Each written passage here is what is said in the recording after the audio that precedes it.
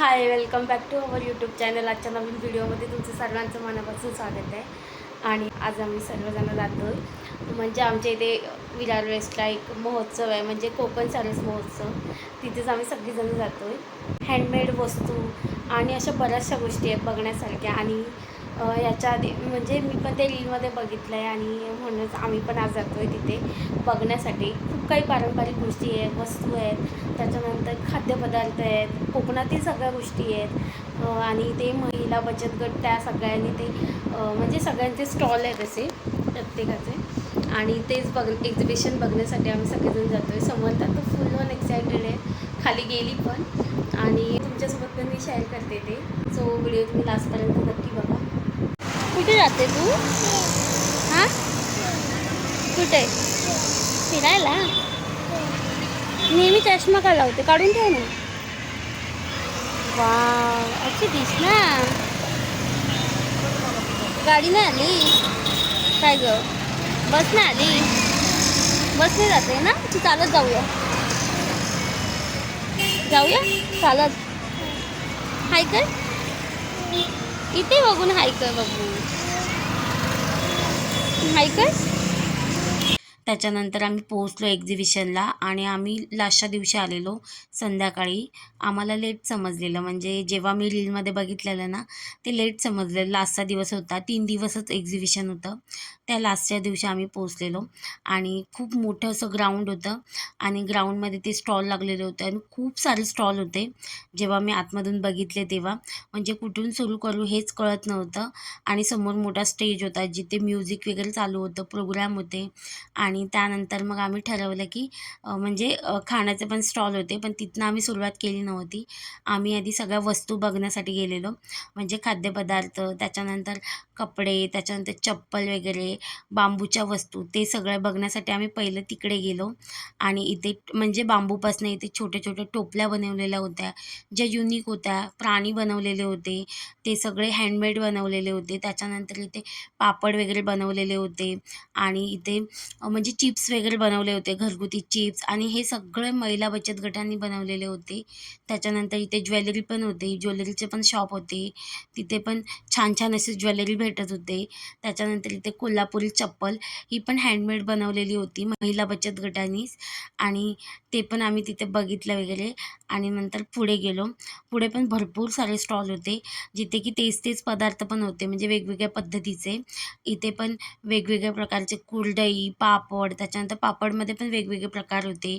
नाचणीचे होते, त्याच्यानंतर ज्वारीचे, बाजरीचे, असे वेगवेगळ्या प्रकारचे होते पापड. त्याच्यानंतर इथे मध वगैरे पण विकत होते आणि तो पण ऑर्गॅनिक होता, चांगला होता. त्याच्यानंतर आम्ही पुढच्या स्टॉलला आलो. इथे पण कुळीथ पीठ वगैरे भेटत होतं, त्याच्यानंतर मसाले भेटत होते आणि तांदूळ वगैरे भेटत होते. आणि इथे ज्वारीचे, बाजरीचे, नाचणीचे असे म्हणजे कुरकुरे भेटत होते, जे की खाण्यासाठी हेल्दी पण होते, ऑइल फ्री होते. ते पण होते. नाचणी होती विकण्यासाठी. आणि भरपूर सारे कोकणातील पण स्टॉल होते, म्हणजे सिंधुदुर्गातील पण होते, जिथे की सावंतवाडी, वेंगुर्ला, कुडाळ आणि पण सारे भरपूर सारे होते स्टॉल. जेवढं आम्हाला पॉसिबल झालं तेवढं आम्ही सगळे फिरण्याचा प्रयत्न केला, पण आम्ही लेट गेलेलो. इथे चिकू चिप्सचे पण पॅकेट होते, ते पण हेल्दी व्हर्जनमध्ये बनवलेले होते. आणि त्याच्यानंतर मग आम्ही पुढे गेलो. तिथेही वेगवेगळ्या पद्धतीचे ज्युसेस होते. आणि त्याच्यानंतर इथे सगळ्या प्रकारचे आवळा कँडी होती, म्हणजे आवळा कँडी. त्याच्यानंतर मसाले पण होते. त्याच्यानंतर इथे लाडू वगैरे, घरगुती लाडू बनवलेले होते वेगवेगळ्या प्रकारचे. त्याच्यानंतर इथे पुन्हा इथे चिप्स वगैरे बनवलेले होते, जे की हेल्दी होते, घरी बनवलेले होते या महिलांनी. पोहे बनवलेले होते ज्वारीचे, बाजरीचे. त्याच्यानंतर खूप साऱ्या गोष्टी होत्या. आणि नाचणीचे तर पापड सगळीकडेच होते. कोकम होतं विकण्यासाठी. त्याच्यानंतर मसाले होते, भरपूर सारे मसाले होते. त्याच्यानंतर इथे आम्ही मग एका स्टॉलमध्ये आलो, जिथे बिस्किटं होती, ज्याचा वास खूप छान होता, टेस्ट पण छान होती. म्हणजे सॅम्पलसाठी त्यांनी आम्हाला दिलेलं, जे की आम्ही समर्थाला म्हणजे दिलं. तिलाही खूप जास्त आवडलं, त्यामुळे तिथे आम्ही ज्वारीचे इथे बिस्किटं घेतली. त्याच्यानंतर ही नॉनव्हेजचं पिकल म्हणजे लोणचं होतं, तेही वेगवेगळ्या पद्धतीने बनवलेलं होतं त्यांनी. तेही आम्ही बघितलं. घेतलं नव्हतं आम्ही, कारण कधी असं खाल्लं नव्हतं. मसाले बनवलेले होते, खूप सारे मसाल्याचे म्हणजे घरगुती प्रकार बनवलेले होते. त्याच्यानंतर इथे हँडमेड अशा माळा होत्या, म्हणजे हार होते बनवलेले आणि खूप सारी गर्दी होती.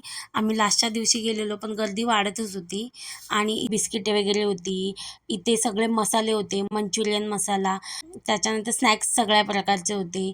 जिथे की चकली होती, त्याच्यानंतर इथे घावणे पीठ, वडे पीठ ते सगळं होतं. त्याच्यानंतर इथे या शॉपमध्ये होतं की लहान मुलांचे सगळे बँगल्स वगैरे, त्यांच्या सगळ्या हेअरबँड वगैरे ते सगळं होतं. आणि इथे सगळे चिकन मसाल्याचे म्हणजे चिकन मंचुरियन मसाले ते पण विकण्यासाठी होते. म्हणजे सगळ्या सगळ्या प्रकारचे जे चायनीजचे प्रकार होते ना, चायनीजचे जे सगळं खातात ना, त्याच्यामध्ये सगळे लागणारे घरगुती मसाले त्यांनी बनवलेले होते आणि त्यांचं इथे पॅकिंगचं पण काम चालू होतं. आणि इथे सगळीकडे हँडमेड अशा क्रंचीज होत्या, त्याच्यानंतर पर्स होत्या, त्या बघितल्या आणि मग पुढे गेलो. म्हणजे एका एका स्टॉलमध्ये भरपूर साऱ्या वस्तू होत्या. इथे हँडमेड रांगोळी होत्या, त्याच्यामध्ये भरपूर सारे प्रकार होते. त्याच्यानंतर डब्बे वगैरे पण विकण्यासाठी होते आणि स्वतःचे मायक्रोमचे वगैरे सगळे बनवलेले होते. मायक्रोमचे म्हणजे मायक्रोमच्या वस्तू बनवलेल्या होत्या.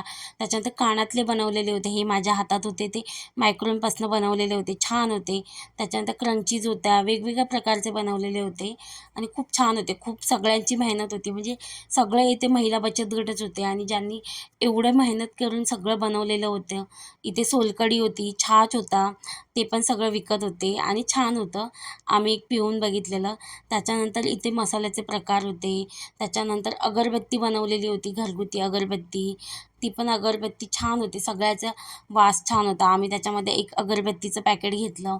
त्याच्यानंतर इथे ज्वेलरी होती, मंगळसूत्र वगैरे आणि हे कोकणातील आपल्या कोकणातलं स्टॉल होतं, जिथे की वाली, त्याच्यानंतर इथे अंडी वगैरे होती, पापडचे प्रकार होते, कुरडई होती, त्याच्यानंतर चिंच होती, असे खूप सारे प्रकार होते. आणि इकडे सगळीकडे असे हँडमेड वस्तू बनवलेल्या होत्या, ज्याचे करून फ्लावर होते, त्याच्यानंतर रांगोळ्या होत्या, ते सगळं बनवलेलं होतं. तोरणं होती, खूप सारी तोरणं होती, हार होते बनवलेले.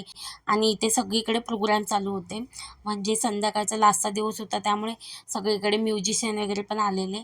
आम्ही काय तेवढा वेळ थांबलो नव्हतो, फक्त तिथे सगळं सेटअप चालू होतं त्यांचं. त्याच्यानंतर मग ते सगळं बघून पुढे गेलो. इथे खाण्याच्या स्टॉलकडे आलेलो, जिथे की वडापाव, दाबेली, त्याच्यानंतर आईस्क्रीमचे सगळे प्रकार, बोंबोलिनी वगैरे ते सगळं.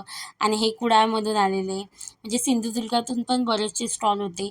त्याच्यानंतर मुंबईमधून पालघर, केळवा, त्याच्यानंतर कल्याण, डहाणू आणि खूप सारे ठिकाण होते. त्याच्यानंतर इथे चिकन बिर्याणी वगैरे, दाबेली, पावभाजी, अशा खूप सारे व्हरायटी होते. सगळीकडे जेवण वगैरे पण होतं, नाश्ता होता. म्हणजे सगळ्यांनी खूप मेहनत केलेली होती आणि हा एक प्लॅटफॉर्म आहे, जिथे ते सगळ्यांपर्यंत पोहोचण्याचा प्रयत्न करत होती. जे की घरगुती सगळ्या वस्तू बनवतात आणि सगळं बनवतात आणि त्यांची खूप सारी मेहनत असते याच्यामागे आणि त्यांना इथपर्यंत एक पोहोचण्याचा म्हणजे संधी भेटली या महोत्सवामुळे. आणि ते सगळं बघून खूप भारी वाटत होतं. मी तर पहिल्यांदाच बघितलं आहे आणि इथे सगळीजणं आपल्या आपल्या परीने भरपूर सारे प्रयत्न करत होती. आणि त्यानंतर मग बाहेर पण लहान मुलांसाठी पण खूप सारे मिकी माऊस होता, त्याच्यानंतर खूप सारे ॲक्टिव्हिटीज होते. त्यानंतर आम्ही समर्थला इथे जुगजुग गाडीमध्ये बसवलं आणि समर्थाने पण खूप सारं एन्जॉय केला. म्हणजे लास्टला तिला ते बिस्किट देऊन तिने ते बिस्किटही आवडीने खाल्लेलं. एवढे सगळे छान छान पदार्थ, हँडमेड वस्तू, खाद्यपदार्थ आणि सगळं हेल्दी होते. त्यामुळे ते सगळे काजू, कोकम ते सगळं पण होतं. पण आम्हाला जेवढं म्हणजे जेवढं पॉसिबल झालं तेवढं आम्ही सगळ्या स्टॉलमध्ये बघायला गेलो, काही वस्तू घेतल्या पण. आणि त्यानंतर लास्टला समर्थाला इथे म्हणजे या जुगजुग गाडीमध्ये बसवलं आणि तिनेही खूप एन्जॉय केलं. सो असा होता पूर्ण व्लॉग आणि खूप सारं मजा आली इथे येऊन आणि खूप साऱ्या गोष्टी बघायला भेटल्या, ज्या कधी बघितल्या पण नव्हत्या. वेगवेगळ्या वस्तू, पदार्थ, खाद्यपदार्थ, त्याच्यानंतर बांबूच्या वस्तू, ते सगळं पण बघितलं आणि खूप सारी मेहनत असते याच्यामागे, म्हणजे एक कोणती तरी गोष्ट बनवण्यामागे. सो आजचा व्लॉग इथेच एंड करते. व्हिडिओ आवडला असेल तर लाईक, शेअर आणि सबस्क्राईब करा.